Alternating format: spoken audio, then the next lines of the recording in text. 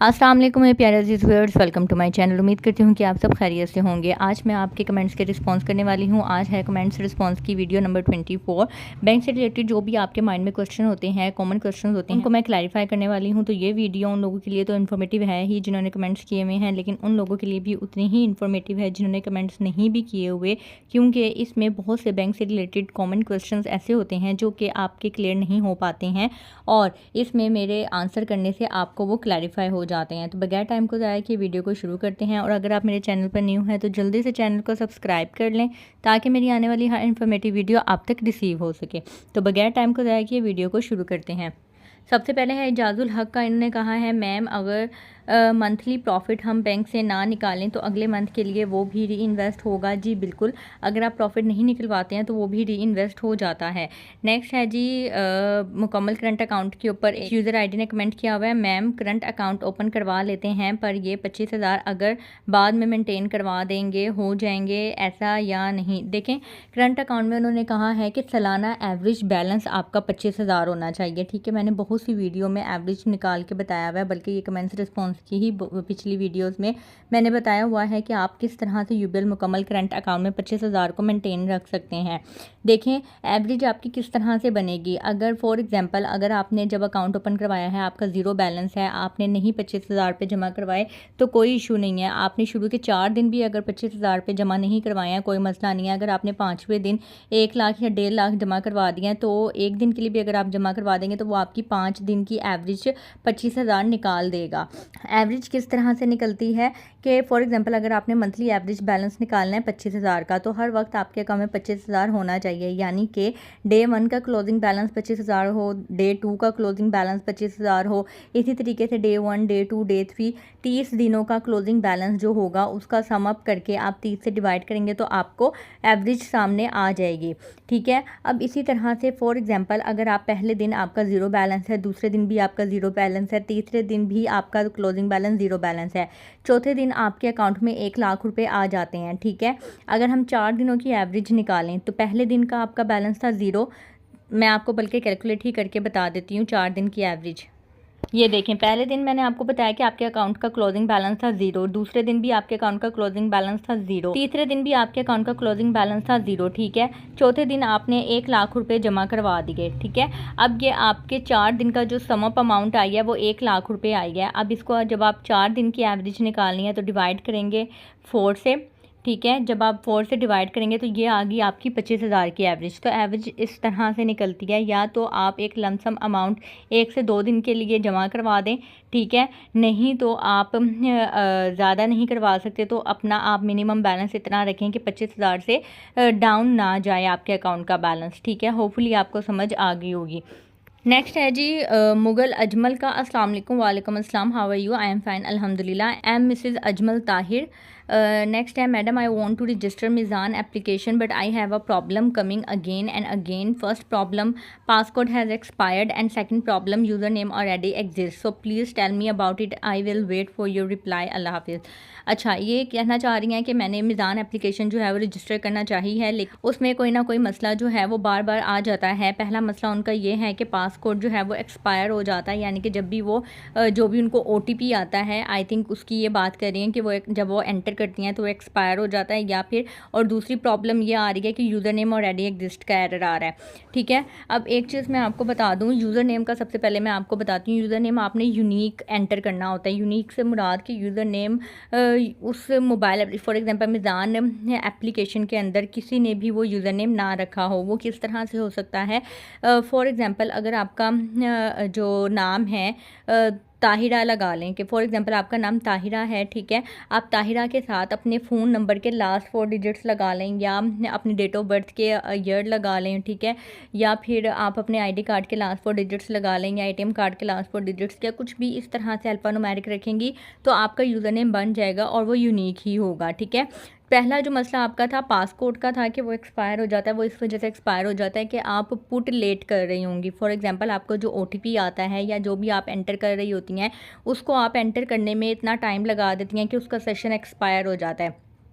तो कोशिश करें कि एक जगह पे पहले ही आप लिख के रख लें। अगर आपका पासवर्ड बनाने में मसला आ रहा है तो पासवर्ड आप बना के रख लें।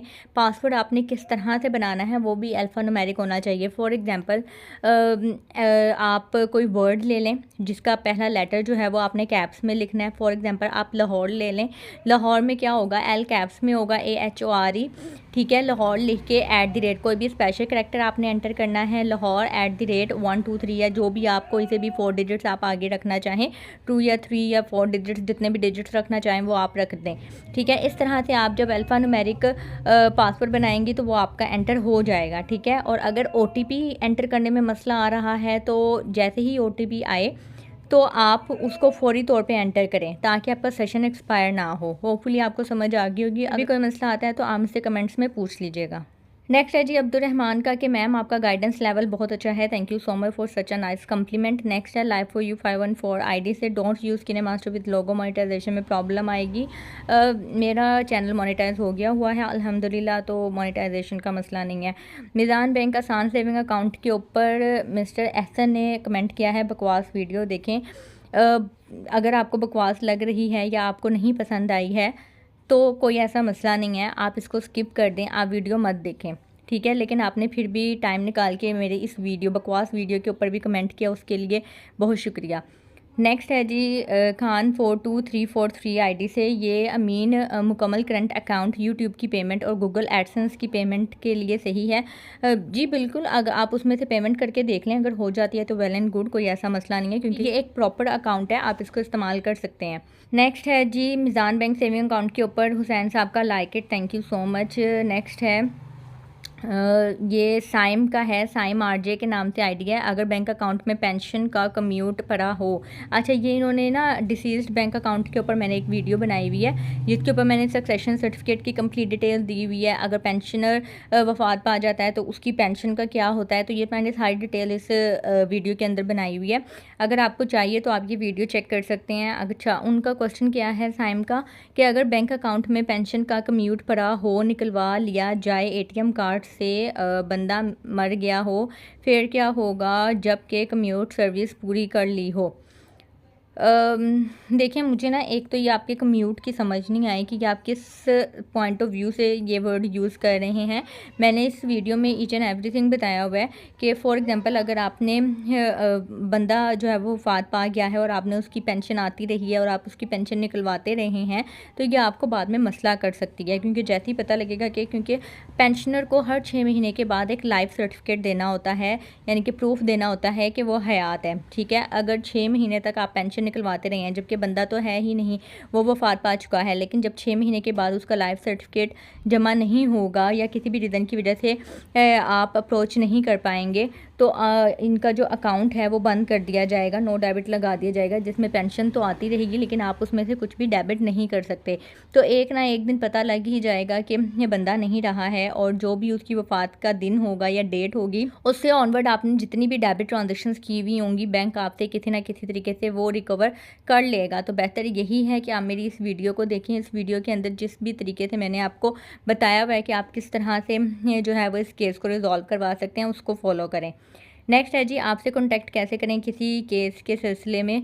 देखिए, मैं सच लॉयर नहीं हूँ, आप कोई भी कमेंट कर दें यहाँ पे, बैंक से रिलेटेड, अकाउंट से रिलेटेड कोई भी आपको मसला है तो मैं आपको ज़रूर इसके ऊपर रिस्पॉन्स कर दूँगी।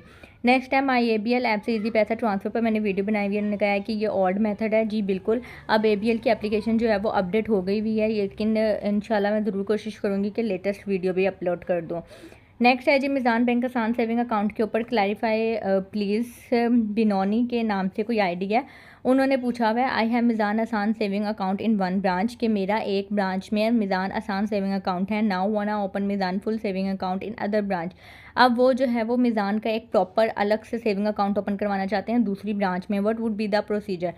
प्रोसीजर ये होगा कि सबसे पहले तो अगर आपने बिल्कुल अलग से अकाउंट ओपन करवाना है तो आपको पहले आसान अकाउंट बंद करवाना होगा। अगर आपने आसान अकाउंट बंद नहीं करवाना है तो क्योंकि जब आपने आसान अकाउंट ओपन करवाया था तो कोई सोर्स ऑफ इनकम नहीं प्रोवाइड किया था। अब अगर आपके पास कोई सैलरी स्लिप है या कोई बिज़नेस आप करने लग गए हैं, सोर्स ऑफ इनकम का प्रूफ है, एविडेंस आप दे सकते हैं। एक ऑप्शन यही है कि आप उसी ब्रांच में जाके अपने आसान अकाउंट को अपग्रेड करवा लें। वो आपका अकाउंट जो है वो सेविंग मिज़ान बैंक की सेविंग प्रोडक्ट में अपडेट हो जाएगा, ठीक है। लेकिन अगर आपने किसी और फिर आप उसको यानी कि जब आप एक दफ़ा अपडेट करवा लेंगे तो फिर आप ओवरऑल किसी भी ब्रांच में जाके अपने अकाउंट को यूटिलाइज़ कर सकते हैं। लेकिन अगर आप चाहते हैं कि आपका उस ब्रांच से ताल्लुक़ ही ख़त्म हो जाए, आप दूसरी ब्रांच में एक नया अकाउंट ओपन करवाना चाहते हैं, तो उसके लिए भी आपको पहले उस पेरेंट ब्रांच में यानी कि जहाँ पे आपने अकाउंट ओपन करवाया हुआ है वहाँ पे जाके अकाउंट बंद करवाना होगा। फिर जिस ब्रांच में आप अकाउंट ओपन करवाना चाहते हैं उस ब्रांच में जाके आप अपना एक प्रॉपर अकाउंट ओपन करवा सकते हैं, ठीक है। तो ये 2 तरीके हैं। नेक्स्ट है जी हनीफ का, आखिर में आपने हिसाब गलत बतलाया, 10 लाख पर फाइलर को सालाना क्या मिलेगा वो आप बतलाना भूल गई। Meezan bank saving account details के ऊपर मैंने कोई भी चीज़ गलत नहीं बताई है। हाँ, आप ये कह सकते हैं कि 10 लाख पर अगर मैंने फाइलर की कैलकुलेशन नहीं किया तो वो मैं आपको करके बता सकती हूँ।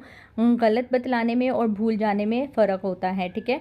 तो एनी हाउ मैं आपको 10 लाख के ऊपर फाइलर का प्रॉफिट निकाल के अभी बता देती हूँ कि इसका क्या प्रॉफिट है। सबसे पहले मैं आपको बता दूँ कि आसान सेविंग अकाउंट के ऊपर जो रेट है इस वीडियो के ऊपर वो मैं आपको बता दूँ कि क्या है। फिर उस रेट के अकॉर्डिंगली मैं आपको 10 लाख के ऊपर फाइलर का सालाना प्रॉफिट बताऊँगी। ये है जी मिज़ान आसान सेविंग अकाउंट का जो रेट है वो है 18.17%। इसके अकॉर्डिंगली मैं आपको कैलकुलेशन करके बता देती हूँ फाइलर की 10 लाख की अमाउंट के ऊपर 1 साल की। पहले हम 1 लाख की अमाउंट के ऊपर जो है वो इसका प्रॉफिट निकालेंगे। 1 लाख के ऊपर 18.17% के अकॉर्डिंगली जो सालाना प्रॉफिट है वो है 18,170, ठीक है। उसमें भी मैंने आपको इसी तरीके से जो है वो करना बताया था वीडियो के अंदर कि आप 1 लाख की अमाउंट के ऊपर प्रॉफिट निकाल लें। उसके बाद आपने जितने भी लाख की इन्वेस्टमेंट की हुई है आप उससे सिंपली मल्टीप्लाई कर दें।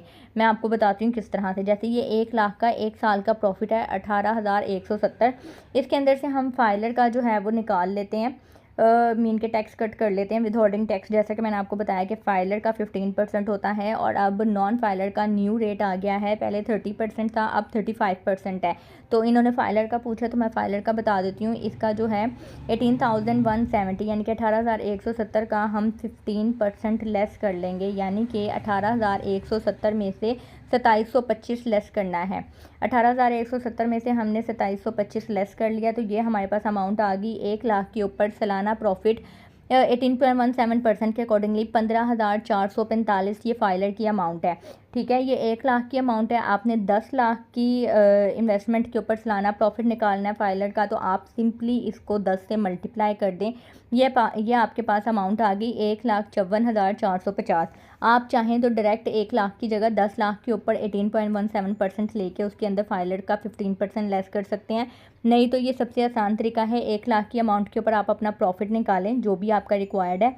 उसमें से जो भी आप फाइलर हैं तो फाइलर के अकॉर्डिंगली टैक्स लेस करें, अगर नॉन फाइलर हैं तो नॉन फाइलर के अकॉर्डिंगली टैक्स लेस करें। वो अमाउंट आपके पास आ जाएगी। उसके बाद बेशक आपने 2 लाख की इन्वेस्टमेंट की हुई है, 4 लाख की हुई है, जितने लाख की हुई है सिंपली आप उससे मल्टीप्लाई कर दें। जैसा कि मैंने ये किया है 1 लाख की सालाना अमाउंट के ऊपर मैंने 10 से मल्टीप्लाई कर दिया क्योंकि आपने 10 लाख के ऊपर फाइलर का प्रॉफिट मांगा था सालाना। तो ये आ गया 1,54,450। होपफुली आपको समझ आ गई होगी। अगर नहीं आई मुझे बता दीजिएगा, मैं नेक्स्ट वीडियो में मज़ीद क्लैरिफाई कर दूंगी। नेक्स्ट है जी ज़ुबारी लिखा हुआ है, आई थिंक ये आईडी लिखी हुई है। उन्होंने कहा हुआ है अस्सलाम वालेकुम। वालेकुम अस्सलाम। फॉर एग्ज़ाम्पल अगर अमाउंट 23 लाख हो और मंथली प्रॉफिट ज़्यादा वाला अकाउंट खुलवाना चाहें तो कौन सा अकाउंट बेस्ट है कि और कितने प्रॉफिट मिलता है, काइंडली रिप्लाई। देखें इसके ऊपर मैंने ना पहले भी वीडियो एक बनाई हुई है कि बेस्ट बैंक आपके लिए कौन सा, बेस्ट अकाउंट कौन सा है। ये सारा कुछ डिपेंड करता है आपकी रिक्वायरमेंट पे। आपको इस्लामिक प्रॉफिट चाहिए यानी कि इस्लामिक ब्रांच में अकाउंट ओपन करवाना है, हलाल मुनाफा चाहिए, या आप कन्वेंशनल ब्रांच में रेट ज़्यादा लेना चाहते हैं। आपको आपके घर के नज़दीक कौन सा बैंक है, आपने किस बैंक में अकाउंट ओपन करवाना है, आपको रेट क्या चाहिए। तो ये आपने खुद अपना जो है ना वो एनालिसिस करना होता है कि आपकी रिक्वायरमेंट क्या है, कहाँ पे आपको सर्विसेज अच्छी मिल रही हैं, ठीक है। अब आप HBL का और फैसल बैंक का कंपैरिजन करेंगे तो जाहिर बात है कि वो नहीं बनता, HBL ज़्यादा सूटेबल है। इसी तरीके से आप खुद देखें कि आपने क्या रेट लेना है। देखें अगर आपने इस्लामिक पॉइंट ऑफ व्यू से इन्वेस्टमेंट करनी है तो फिर आप मिज़ान बैंक में किसी भी चीज़ में, किसी भी इन्वेस्टमेंट प्लान में या फिर किसी सेविंग प्लान में, सेविंग अकाउंट में इन्वेस्टमेंट कर सकते हैं। कौमी बचत में कर सकते हैं, उनके भी इस्लामिक प्रोडक्ट्स हैं, ठीक है। जो मिज़ान बैंक है उसमें रेट्स कम है क्योंकि वो कहते हैं कि हम हलाल मुनाफा देते हैं और उसमें जो रेट्स हैं उनके वो भी कम होते हैं। लेकिन अगर आपने कन्वेंशनल ब्रांचेस में करना है, यानी कि दूसरे बैंक्स में करना है, प्राइवेट बैंक्स में लाइक HBL हो गया या दूसरे कन्वेंशनल ब्रांचेस में करना है, तो फिर उसमें रेट तो ज़्यादा होंगे, 20+ होंगे। यानी कि 20 आजकल जो रेट नॉर्मली चल रहा है वो 20.50% है। HBL में इससे भी ज़्यादा दिया जाता है। अगर आप अपनी इन्वेस्टेड अमाउंट का प्रॉफिट नहीं निकलवाते हैं और उसको री इन्वेस्ट कर देते हैं तो HBL वाले आपको उससे भी ज़्यादा प्रॉफिट देते हैं। ठीक है, तो ये डिपेंड करता है कि आपकी ज़रूरत क्या है, आपको किस तरह का प्रॉफिट चाहिए, महाना चाहिए, सालाना चाहिए, साल में 2 दफ़ा चाहिए। तो ये सारी चीज़ें आपकी रिक्वायरमेंट पर डिपेंड करती है और आपने खुद इसको एनालिसिस करना है कि आपके लिए कौन सा बैंक और कौन सी प्रोडक्ट अच्छी रहेगी। ठीक है, आप मेरे चैनल के ऊपर जितने भी मैंने सेविंग अकाउंट्स के ऊपर वीडियोस बनाई हुई हैं आप वो चेक कर सकते हैं, जहाँ पे मैंने रेट्स भी बताए हुए हैं, तो आपको आसानी हो जाएगी फ़ैसला करने में। नेक्स्ट है how to close bank account permanently. Close account के ऊपर मैंने वीडियो बनाई थी, उसके ऊपर आकिफुल्ला का है, is there any option available without attending the branch to close an account. वो पूछना ये चाह रहे हैं कि अकाउंट को क्लोज़ करवाने के लिए क्या कोई दूसरा तरीका है कि हमें ब्रांच भी विजिट ना करनी पड़े और हमारा अकाउंट भी क्लोज़ हो जाए। तो ऐसा तो पॉसिबल नहीं है, आपको एक दफ़ा फिजिकली विजिट करना होता है। अगर आपका अकाउंट डोरमेंट हुआ हुआ है और फिर आप उसको बंद करवाना चाह रहे हैं तो आपकी बायोमेट्रिक लाजमी होती है। ठीक है, तो बेहतर यही है कि आप ब्रांच विजिट कर लें, उसके बाद ही आपका अकाउंट क्लोज़ होगा। दूसरी चीज़, अगर आपने विजिट नहीं करना, अगर आपके अकाउंट का बैलेंस जो है वो ज़ीरो है या 1000 या 500 रुपये इस तरह से है, तो 2-3 साल के बाद आपका अकाउंट ऑटोमेटिकली बंद हो जाएगा। नेक्स्ट है मिज़ान बैंक सेविंग अकाउंट के ऊपर प्लीज़ मेक वीडियो और मिज़ान कफ़ाला प्लान इंशाल्लाह मैं ज़रूर बनाऊंगी कफ़ाला प्लान के ऊपर। नेक्स्ट है कमेंट रिस्पॉन्स के ऊपर डेजर्ट के नाम से एक आईडी है, डेजर्ट ईगर इंटरनेशनल के नाम से, appreciated, thank you so much for such a nice compliment. Next है तैयब इमरान महातिर का, अगर सेम बैंक पेमेंट ट्रांसफ़र करनी है दूसरे पर्सन को जितनी मर्ज़ी डिडक्शन ना हो तो क्या तरीक़ेकार मेथड है इसका। अगर आपने किसी दूसरे बैंक में पेमेंट ट्रांसफ़र करनी है तो मैंने पहले भी बताया था कि आप अपनी रास्ट आईडी को उसके साथ लिंक कर लें। रास्ट आईडी जो होती है वो आपके नंबर पे बनाई जाती है और होती वो एक ही बैंक अकाउंट के साथ लिंक है। फॉर एग्जांपल अगर आपके 2-3 बैंक में अकाउंट है, UBL में है, HBL में है, मिज़ान बैंक में है, अगर आपने मिज़ान बैंक में रास्ट आईडी लिंक कर ली है तो आप UBL या HBL या किसी और बैंक के अकाउंट के साथ लिंक नहीं कर सकते हैं। तो पहले आप ये डिसाइड करें कि आपका सबसे ज़्यादा अकाउंट यूज़ होने वाला कौन सा है, कौन से बैंक का है। आप उसके साथ अपनी रास्ट आईडी को जो है वो लिंक कर लें और उससे क्या होगा कि जब भी आपने फ़ंड्स ट्रांसफ़र करने हैं तो आपने उस बंदे का IBN नंबर लेना है, IBN नंबर पर फ़ंड ट्रांसफ़र करने हैं, फिर आपको IBFT चार्जेस नहीं होंगे। ठीक है, और IBFT क्या होता है, IBN नंबर क्या होता है, IBN नंबर के ऊपर मैंने कंप्लीट वीडियो बनाई हुई है, आप वहाँ से चेक कर लें। नेक्स्ट है जी, क्या अकाउंट ओपन करवाने पर फर्स्ट टाइम जो डेबिट कार्ड मिलता है उस पर कोई चार्जेस नहीं। मैंने 2018 में अकाउंट ओपन किया था, मुझे मास्टर प्रीमियम कार्ड रिसीव हुआ था, अब एक्सपायर्ड होने वाला है, मेरे अकाउंट से कोई डिडक्शन नहीं हुई। देखें ये डिपेंड करता है, चार्जेस तो सबके ही हैं। ये UBL बैंक के मैंने डेबिट कार्ड या ATM कार्ड्स की डिटेल्स पे वीडियो बनाई हुई है, इसकी बल्कि लेटेस्ट वीडियो भी आ गई हुई है आज, जो कि जुलाई से ऑनवर्ड है, यानी कि जुलाई 2024 से दिसंबर 2024 तक के चार्जेस आ गए हुए हैं, जिसमें ATM कार्ड्स के चार्जेस बहुत ज़्यादा इंक्रीज़ कर दिए गए हैं। आप वो भी चेक करें, और अगर आपको ATM कार्ड के चार्जेस हिट नहीं हो रहे हैं तो इट्स मीन कि आपने UBL बैंक के अकाउंट की कोई ऐसी प्रोडक्ट ली हुई है जिस पे जो है वो हो सकता है कि ATM कार्ड के चार्जेस ना हो। तो ये डिपेंड करता है कि आपका अकाउंट कौन सा है, आप अपने अकाउंट की प्रोडक्ट चेक करें, हो सकता है कि उसके ऊपर ATM कार्ड फ्री हो, इस वजह से आपको चार्जेस हिट नहीं हो रहे हैं। नेक्स्ट है जी, how to close bank account permanently के ऊपर फजलुर रहमान का रिक्वेस्ट फॉर्म आपको ब्रांच से ही मिलेगा, आप ब्रांच विजिट करें, वहीं पे ही आपको रिक्वेस्ट फॉर्म मिलेगा और वहीं पे ही जो है वो आपका अकाउंट क्लोज होने की रिक्वेस्ट फॉरवर्ड की जाएगी। है जी, हमाद खान का UBL मुकम्मल करंट अकाउंट पर भी ATM फ़ीस कटेगी। अगर आप UBL मुकम्मल करंट अकाउंट के ऊपर उसकी कंडीशन को पूरा करते हैं, यानी कि 25,000 मेनटेन रखते हैं एवरेज बैलेंस उसका, तो फिर आपकी ATM कार्ड की फ़ीस कट नहीं होगी, आपको फ्री मिलेगा। नेक्स्ट है जी, फैज़ान हैदर फैज़ी का, हमारे अकाउंट में Gmail ऐड है या नहीं, ये कैसे पता चलेगा, अकाउंट में Gmail ऐड करने का तरीका बताओ। ये मैं हमेशा से सजेस्ट करती हूँ कि अपने अकाउंट के अंदर जो है वो आप मोबाइल नंबर के साथ साथ Gmail ID लाजमी ऐड करें, क्योंकि सम टाइम ऐसा होता है कि आपको OTP मोबाइल पर नहीं मिल रहा होता, तो उसका ऑल्टरनेट फिर आपके पास अवेलेबल होता है, आप ईमेल पर उसको मंगवा लेते हैं और आपकी ट्रांजेक्शन्स में मसला नहीं आता है।